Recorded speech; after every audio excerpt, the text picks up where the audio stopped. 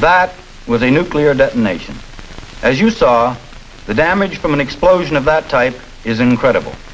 In the event of a full-scale war, it must be assumed that each base and major industrial complex will become a target. If an area is the target of a nuclear weapon, that area will be virtually destroyed. Serious as the immediate effects of a thermonuclear explosion may be, the delayed effects in the form of induced radiation at the site of the detonation and the far-reaching fallout will result in a much higher number of casualties and loss of human life. Indeed, it is possible that over 90% of casualties will be caused by fallout alone. Frequently overlooked is the fact that at least a 1-hour warning should be available if attack should come by manned bomber. And although an ICBM may arrive with little or no warning, precise accuracy between continents with such a weapon is difficult to achieve. It may easily be as much as 40 miles off target. With only this degree of accuracy, an entire city might survive the immediate effects, but not the lethal fallout. Thus, even in a large city, which may be a primary target, many hundreds of thousands may survive if shelters are available to protect from delayed radiation and the effects of possible secondary fires. On the other hand, it has been estimated that an attack limited to military objectives alone would kill 45 million Americans if we are not prepared to deal with fallout. Shelters on military installations and in cities are not designed as bomb or blast shelters, but rather as fallout shelters. In the event an attack on the United States should occur or be anticipated, all non-emergency essential personnel would be evacuated from military installations and released from their civilian jobs.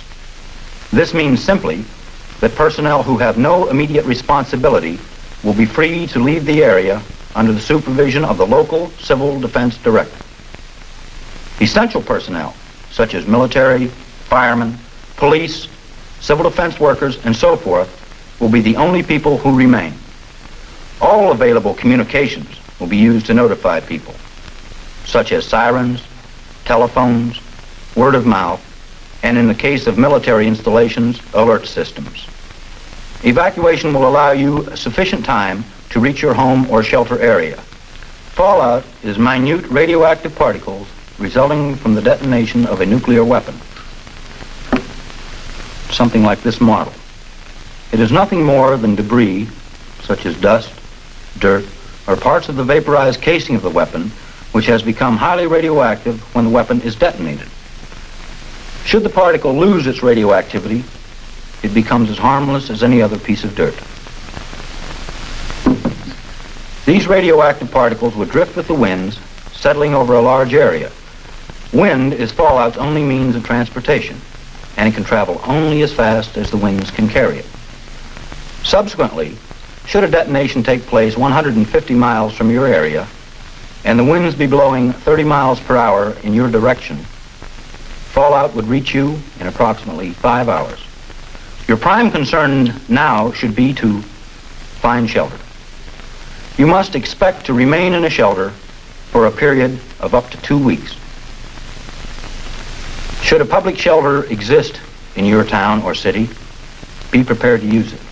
It was designed for your use. Public shelters are equipped with such items as radiation detection and measuring devices, food and water, and other items essential to sustained life.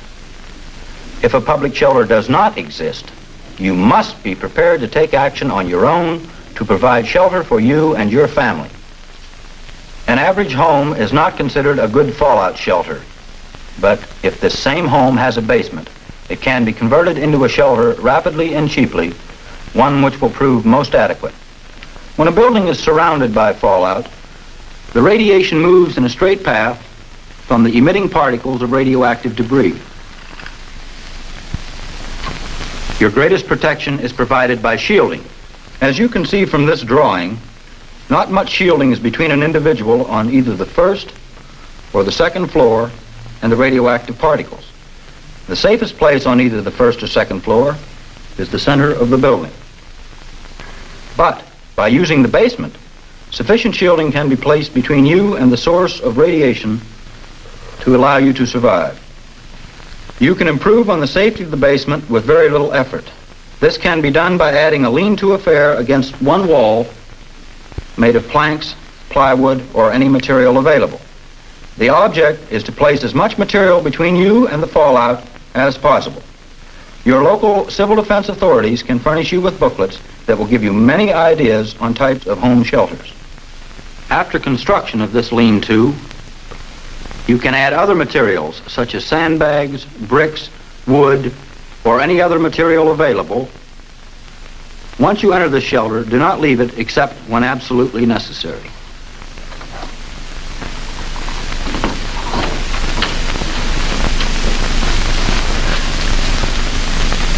In order for you to exist for a 2-week period in your shelter, you must have certain items. Among these are food, water, heat, light, medical supplies, and other items we will discuss at length. First is know your signals.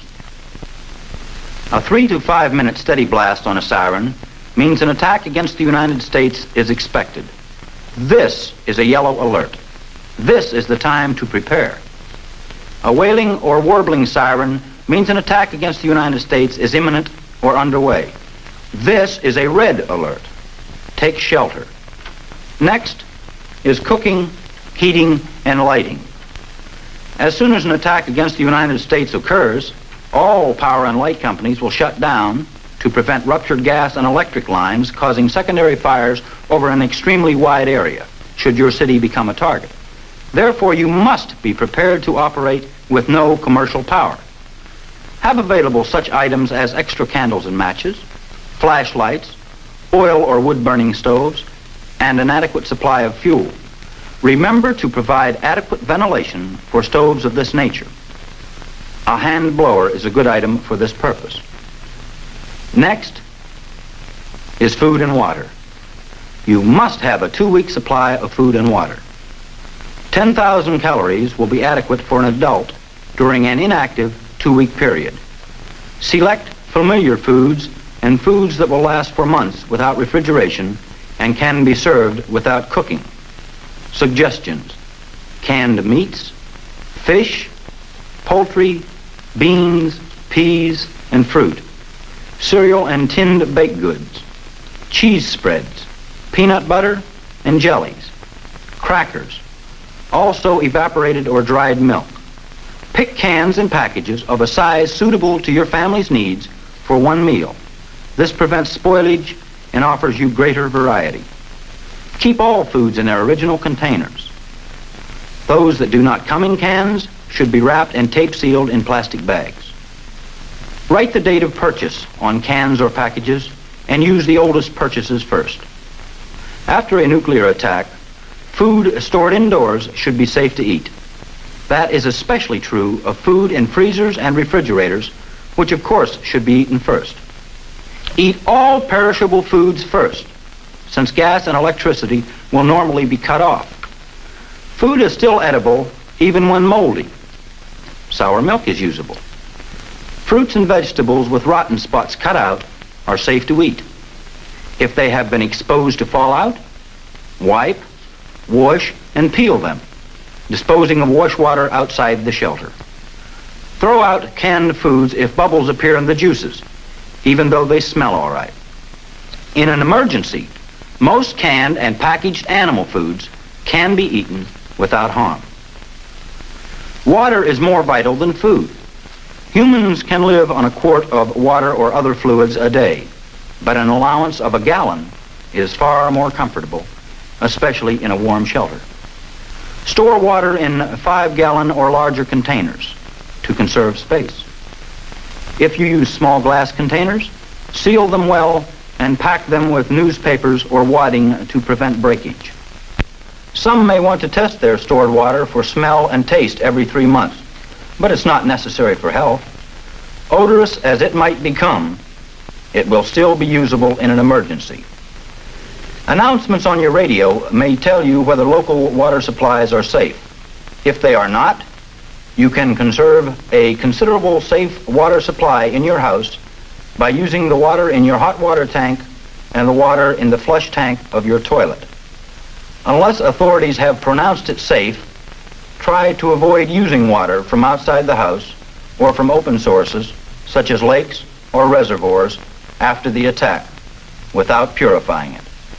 Germs or radioactive material, or both, may get into the water.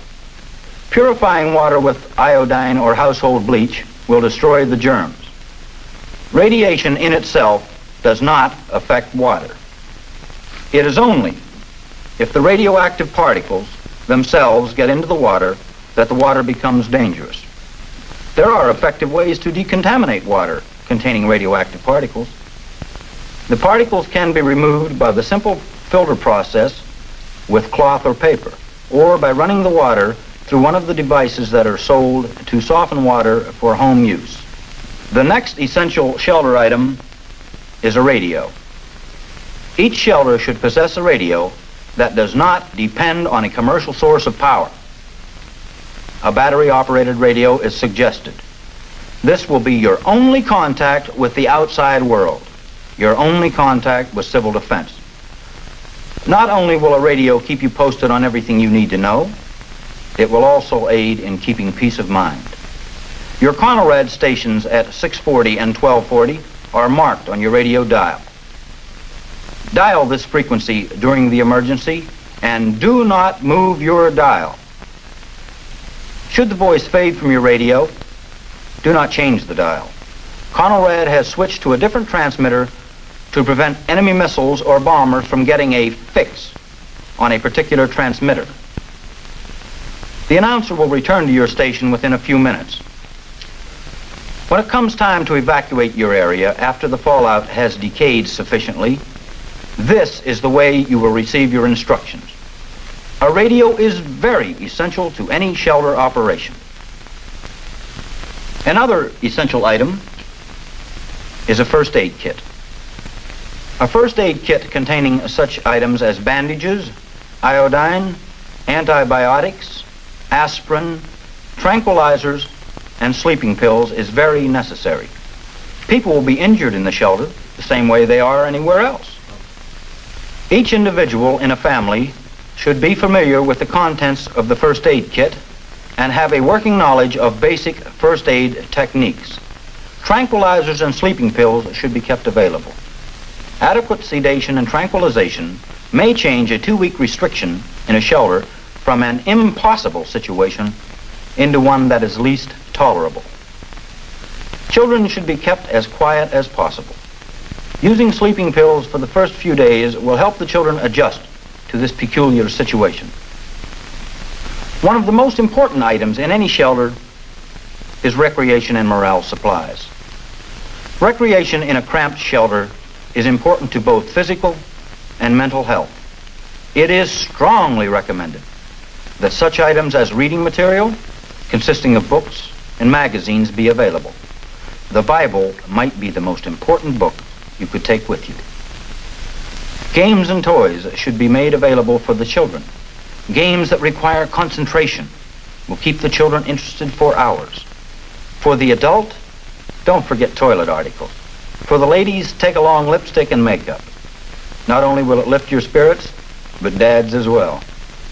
By the same token, Dad should have a razor available. It is extremely important to avoid friction between individuals at a time like this. Problems that would be laughed off under normal circumstances will assume gigantic proportions in this situation. This is the reason recreation and morale supplies are stressed so strongly. We must have the means to relax and relieve the tensions that will naturally build up at a time like this. Do everything in your power to provide adequate facilities to allow each member to relax and enjoy himself as much as possible under these trying circumstances. You must do fire prevention housekeeping in your shelter. You must eliminate the possibility of fire in your shelter.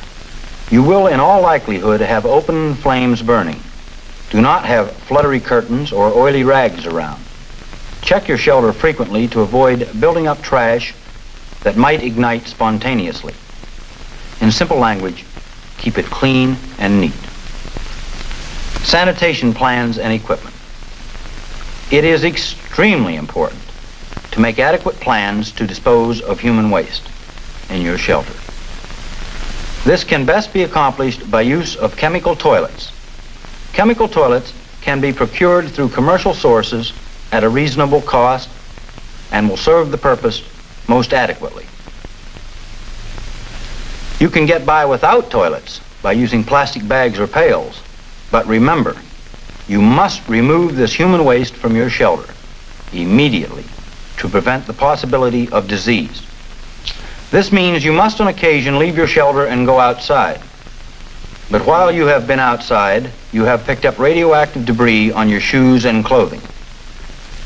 When you re-enter your shelter, you must change clothing. Have adequate clothing available for all members. When clothing becomes contaminated, it should be sealed inside plastic cans or bags and placed outside the shelter. By wearing contaminated clothing, you would spread the contaminated particles throughout the shelter, endangering everyone. Also, extra items of clothing, such as underwear, should be available for all members. All families have old clothing they no longer wear or hanging around their home. This clothing will serve the purpose most adequately. When it comes time to evacuate your shelter, as I stated before, you will be notified over your Conelrad station. Civil Defense will advise you what route to use and what area to evacuate to. Be prepared to follow these instructions to the letter. Be sure your automobile is capable of transporting you to the evacuation area. Never allow your gas tank to become less than half full. With a half tank of gas, you can go a couple of 100 miles. With an empty tank of gas, you can't cross town. Also, you should have checked when you entered your shelter to see that your automobile was locked and all vents and windows were closed. If you have a garage, you should have locked the car in the garage to prevent it from being stolen. It might have been a good idea to remove the rotor from the distributor or some other essential piece of equipment. This would prevent anyone from stealing the car. Any head of a household should have a plan in which each family member participates. You might know everything to do under nuclear war conditions, but it's very possible your wife and children do not. So if something happens and you're not home, you have done nothing to save their lives. This is the reason a family plan is so important. Let each member participate actively. Assign each member a task and be sure they know how to complete that task. Be sure that each member can survive without the other members available. Then you can be sure at least part of your family survived. The Department of Defense, Office of Civil Defense, publishes a booklet entitled Fallout Protection: What to Know and Do About Nuclear Attack. You can obtain a copy of this booklet from your local Civil Defense office. It is the best book of its type ever published. I strongly urge you to get a copy, and after you read it, keep it available for ready reference. A copy placed in your fallout supplies would be a good idea. Also, Civil Defense is your best reference on all questions of survival under fallout conditions.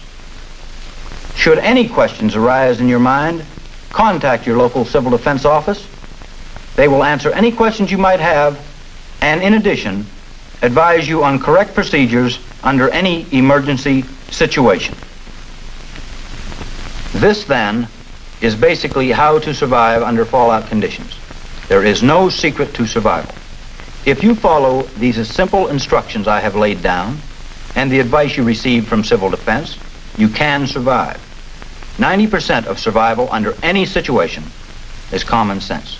If you keep your head, know what you intend to do, be prepared to act, and don't wait until it's too late, you can and will survive.